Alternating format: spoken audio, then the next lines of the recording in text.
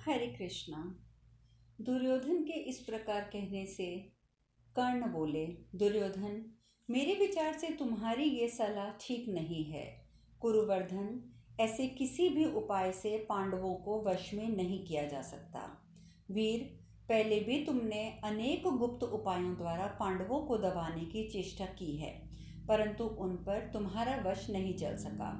भूपाल, वे जब बच्चे थे और यहीं तुम्हारे पास रहते थे, उस समय उनके पक्ष में कोई नहीं था, तब भी तुम उन्हें बाधा पहुंचाने में सफल ना हो सके।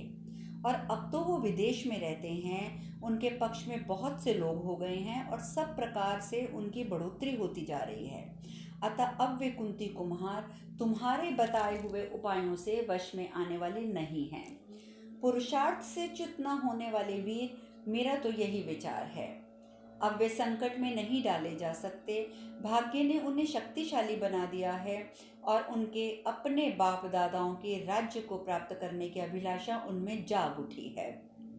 उनमें आपस में फूट डालना भी संभव नहीं है। जो एक राय होकर एक ही पत्नी में अनुरक्त हैं, उनमें परस्पर विरोध हो ही नहीं सकता। कृष्णा को भी उनकी ओर से फूट डालकर विलग करना असंभव है, क्योंकि जब पांडव लोग भिक्षा भोजी होने के कारण धीनहीन थे, उस अवस्था में कृष्णा ने उनका वरण किया था। और अब तो वे संपत्तिशाली होकर स्वच्छ एवं सुंदर वेश में हैं, अब वो क्यों उनकी ओर से विरक्त होगी। प्रायः स्त्रियों का ये अभिष्ट गुण है कि एक स्त्री में अनेक पुरुषों से संबंध स्थापित करने की रुचि हो। पांडवों के साथ रहने में कृष्णा को यह लाभ स्वतः प्राप्त है। अतः अपने मन में भेद नहीं उत्पन्न की उसके मन में भेद नहीं उत्पन्न किया जा सकता। कुछ स्त्रियों में इस गुण की अभिलाषा होती है। अतः मेरे अनुसार जो वस्तु स्वयं ही कृष्णा को प्राप्त हो चुकी है, हम उसके मन में किसी प्रकार से मतभेद उत्पन्न नहीं कर पाएंगे। और पांचाल राज द्रुपद श्रेष्ठ व्रत का पालन करने वाले हैं। वे तो धन के लोभी नहीं हैं। अतः तुम अपना सारा राज्य दे दो, तो भी ये निश्चय है कि वे कुंती पुत्रों का परित्याग कदापि नहीं करेंगे। इस प्रकार उनका पुत्र धृष्टद्युम्न भी गुणवान और पांडवों का प्रेमी है। अतः उन्हें पूर्वोक्त उपायों से वश में करने योग्य कदापि नहीं मान सकता मैं। राजन, इस समय हमारे लिए एक ही उपाय काम में लाने योग्य है, और वे है पुरुष श्रेष्ठ पांडव जब तक अपनी जड़ नहीं जमा लेते, तभी तक उन पर प्रहार करना चाहिए। इसी से वे काबू में आ सकते हैं। तात, मैं समझता हूँ तुम्हें भी ये राय पसंद होगी। जब तक हमारा पक्ष बड़ा चढ़ा है और जब तक पांचाल राज का बल हमसे कम है, तभी तक उन पर आक्रमण किया जाए, इसमें कोई दूसरा विचार मत करो। राजन, गांधारी नंदन, जब तक पांडवों के पास बहुत से वाहन, मित्र और कुटुंबी नहीं हो जाते, तभी तक तुम उनके ऊपर पराक्रम कर सकते हो। पृथ्वीपते, जब तक पांचाल नरेश अपने महापराक्रमी पुत्रों के साथ हमारे ऊपर चढ़ाई करने का विचार नहीं कर रहे हैं, तभी तक तुम अपना बल विक्रम प्रकट कर लो। इसके लिए तुम्हें तभी तक अवसर है जब तक वृणीकुल नंदन श्री कृष्ण यदुवंशियों की सेना के साथ लिए पांडवों को राज्य दिलाने के उद्देश्य से पांचाल राज के घर पर नहीं आ जाते।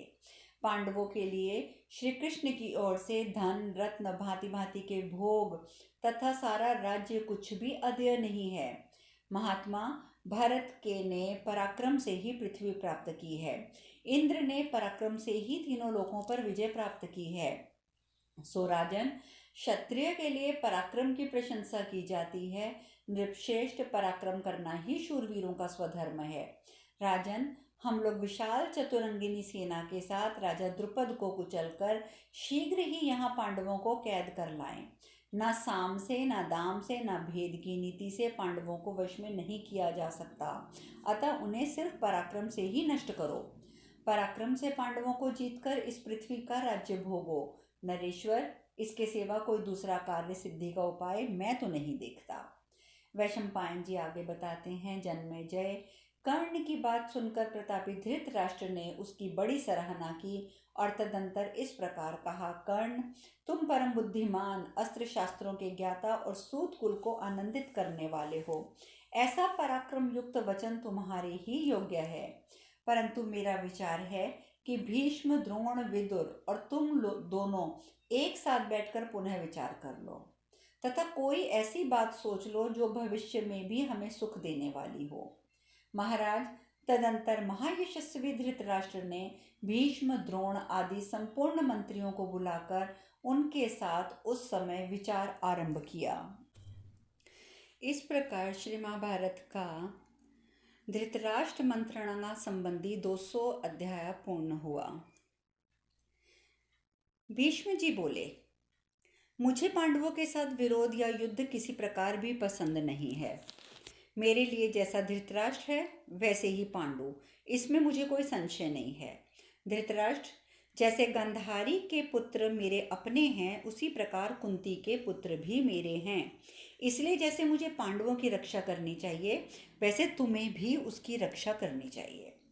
भूपाल, मेरे और तुम्हारे लिए जैसे पांडवों की रक्षा आवश्यक है, वैसे ही दुर्योधन और अन्य समस्त कौरवों के लिए भी उनकी रक्षा करनी चाहिए। ऐसी दशा में मैं पांडवों के साथ लड़ाई झगड़ा पसंद नहीं करता। उन वीरों के साथ संधि करके उन्हें आधा राज्य दे दिया जाए। दुर्योधन की भांति उन कुरुश्रेष्ठ पांडवों के भी बाप दादों का ये राज्य है।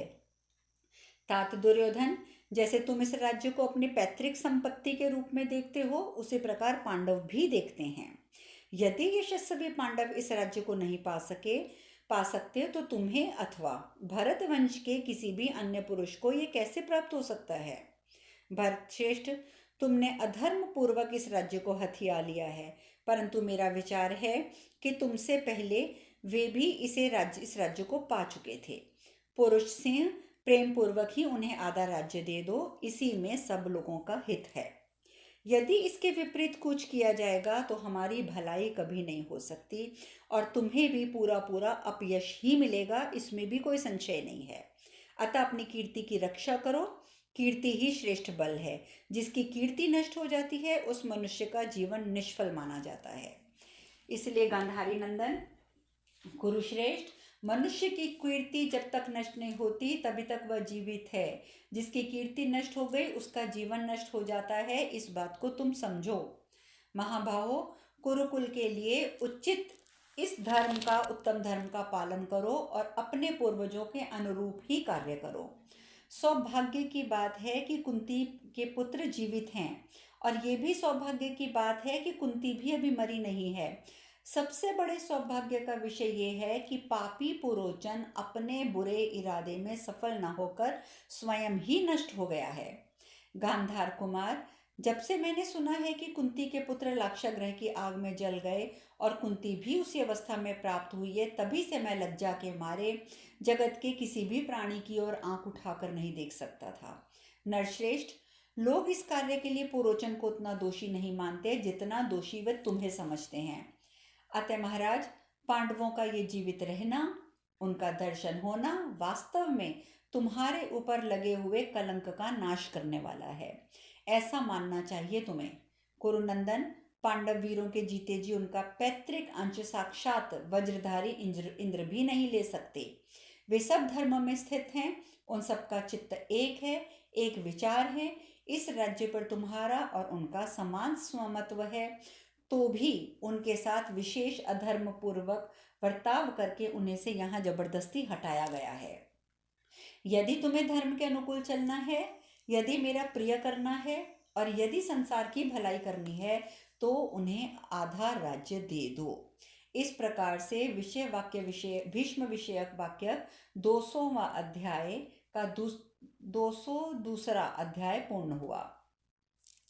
द्रोणाचार्य ने कहा, राजा धृतराष्ट्र, सलाह लेने के लिए बुलाई हुई हितैषियों को जो उचित है वे वैसी ही बातें कहें, जो धर्म, अर्थ और यश की प्राप्ति कराने वाली हो।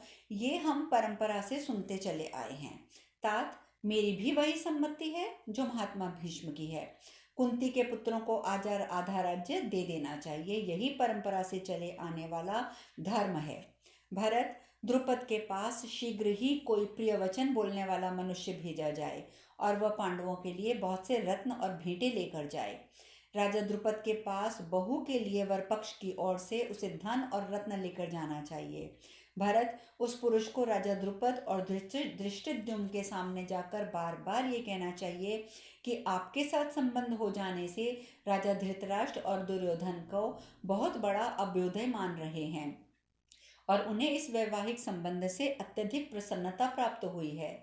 इस प्रकार वह कुंती और माद्री के पुत्रों को सांत्वना देते हुए बार बार इस संबंध के उचित और प्रिय होने की चर्चा करे। राजेंद्र, वह आपकी आज्ञा से द्रौपदी के लिए बहुत सुंदर सुंदर सुवर्णमय आभूषण अर्पित करे। भरत श्रेष्ठ द्रुपद के सभी पुत्रों, समस्त पांडवों और कुंती देवी के लिए भी जो उपयुक्त आभूषण हो उन्हें वे अर्पित करे। इस प्रकार उपहार देने के पश्चात पांडवों सहित द्रुपद से सांत्वनापूर्ण वचन कहकर अंत में वह पांडवों के हस्तिनापुर में आने के विषय में प्रस्ताव करे। जब द्रुपद की ओर से पांडव वीरों को यहाँ आने की अनुमति मिल जाए तब एक अच्छी सी सेना साथ ले जाकर दुशासन और विकर्ण पांडवों को यहाँ लेकर आएं। यहाँ आने के पश्चात श्रेष्ठ पांडव आपके द्वारा सदा आदर सत्कार प्राप्त करते हुए प्रजा की इच्छा के अनुसार वे अपने पैतृक राज्य पर प्रतिष्ठित हों। भरतवंशी महाराज, आपको अपने पुत्रों और पांडवों के प्रति उपयुक्त व्यवहार ही करना चाहिए। भीष्म जी के साथ मैं भी इसे ही उचित समझता हूँ। यह सब बातें सुनकर कर्ण बोले, महाराज, भीष्म जी और द्रोणाचार्य को आपकी ओर से सदा धन और सम्मान प्राप्त होता रहता है। इन्हें आप अपना अंतरंग सुहृदय समझकर सभी कार्यों में इनकी सलाह लेते हैं। फिर भी यदि ये आपके भले की सलाह ना दें तो इनसे बढ़कर आश्चर्य की बात और क्या हो सकती है। जो अपने अंतःकरण के दुर्भाव को छिपाकर दोष युक्त हृदय से कोई सलाह देता है वह अपने अपने ऊपर विश्वास करने वाले साधु पुरुषों के अभीष्ट कल्याण की सिद्धि कैसे कर सकता है। मित्र भी अर्थ संकट के समय अथवा किसी काम की कठिनाई आ पड़ने पर ना तो कल्याण कर सकते हैं ना अकल्याण ही। सभी के लिए दुख या सुख की प्राप्ति भाग्य के अनुसार ही होती है। मनुष्य बुद्धिमान हो या मूर्ख, बालक हो या वृद्ध, सहायकों के साथ हो या असहाय, वह देव योग से सर्वत्र सब कुछ पा सकता है। सुना है पहले राजगृह में अब्बुवीच नाम के प्रसिद्ध एक राजा राज्य करते थे और वे मगध राजाओं में से एक थे। उनकी कोई भी इंद्रिय कार्य करने में समर्थ नहीं थी। श्वास के रोग से पीड़ित होकर एक स्थान पर पड़े पड़े लंबी लंबी सांसें खींचा करते थे। अतः प्रत्येक कार्य में उन्हें मंत्रियों के अधीन रहना पड़ता था। उनके मंत्री का नाम महाकर्णी था। उन दिनों वही वहां का एकमात्र राजा बन बैठा था। उसे सैनिक का बल प्राप्त था, अतः अपने को सबल मानकर राजा की वो अवहेलना करता था।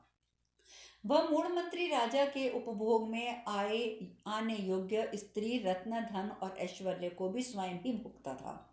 इस प्रकार सब कुछ पाकर उस लोभी का लोभ उत्तरोत्तर बढ़ता गया। इस प्रकार सारी चीजें लेकर उसने राज्य को हड़प लेने की इच्छा उसके मन को सताने लगी।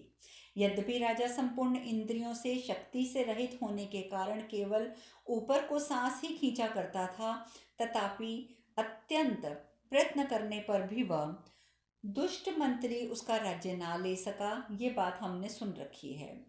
राजा का राजत्व भाग्य से ही सुरक्षित था, उसके प्रयत्न से नहीं। अतः भाग्य से बढ़कर दूसरा सहारा कोई क्या हो सकता है।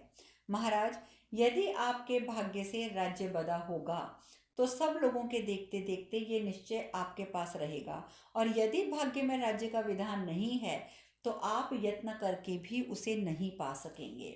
राजन, आप समझदार हैं और इस प्रकार विचार करके अपने मंत्रियों की साधुता और असाधुता को समझ लीजिए।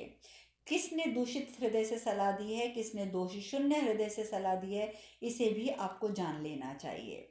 ये सब सुनकर द्रोणाचार्य बोल उठे, ओ दुष्ट, तू ऐसी बातें क्यों कहता है? यह सब हम जानते हैं।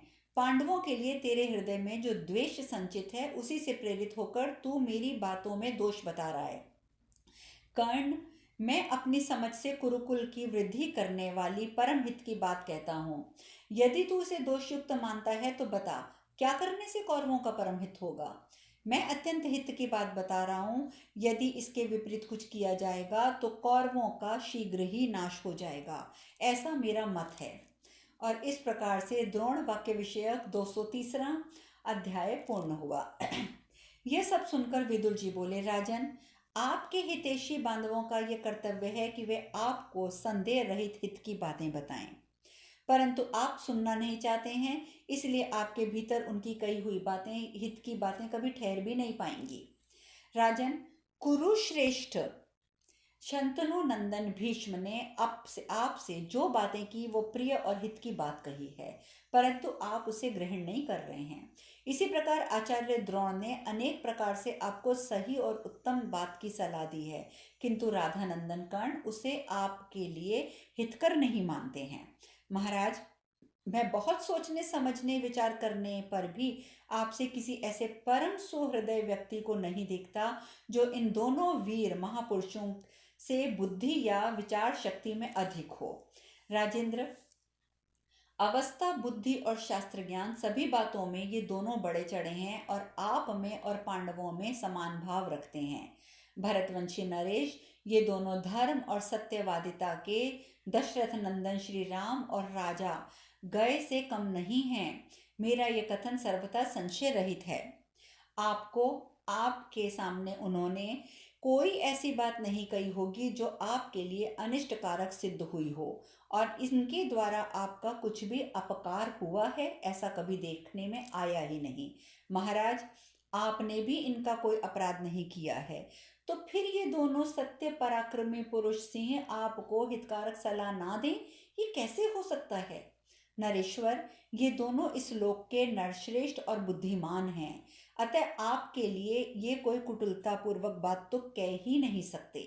कुरुनंदन, इनके विषय में मेरा ये निश्चित विचार है कि ये दोनों धर्म के ज्ञाता महापुरुष हैं, अतः स्वार्थ के लिए किसी एक को भी पक्ष का लाभ पहुंचाने वाली बात वे कभी नहीं कहेंगे। भारत, इन्होंने जो सम्मति दी है, इसी को मैं आपके लिए परम कल्याणकारक मानता हूँ। महाराज, जैसे दुर्योधन आदि आपके पुत्र हैं, वैसे पांडव भी आपके पुत्र हैं, इसमें संशय नहीं है। अब शेष कथा कल करेंगे।